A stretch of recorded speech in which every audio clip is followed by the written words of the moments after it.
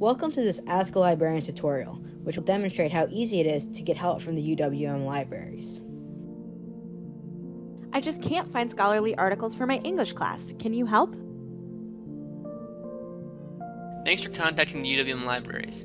I'm happy to help you today. Where have you tried searching so far, and what keywords have you tried using? I tried searching for farming. The middle part of this chat is condensed for your viewing pleasure.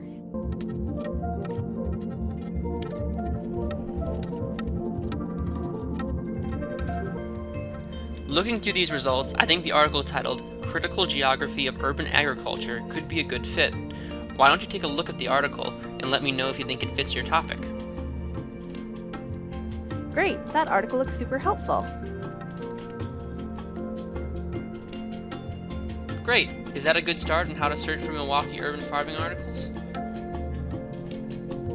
Yes, thank you for your help. Awesome. Have a nice day. If you need any more help, please use this chat again.